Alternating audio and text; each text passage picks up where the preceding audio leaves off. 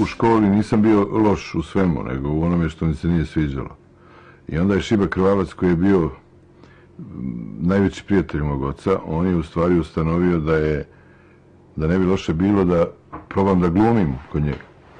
I onda sam glumio u filmu Valter Banda i Sarajevo, bio sam treći gimnazije. I odmah sam poginuo na početku. Rekao sam jednu rečenicu, imamo sreće, zapalit ćemo ih kao šale, i ubili me Njemci. Imamo sreće, samo jedan stražar.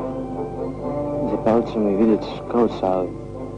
U redu, daj znam. Tako da je u stvari taj iskorak u glumu, kao nešto što ja nisam htio, završio time što sam odmah počeo da se bavim amaterskim filmom. Kupio sam neku rasvjetu, polovnu, i u svojoj sobi držao te dvije lampe i kogod dođe, on je bio impresioniran tim lampama. Kao ovaj je našao svoj put. I što je bilo vrlo čudno, ljudi su se šalili s tima, eto to se desilo.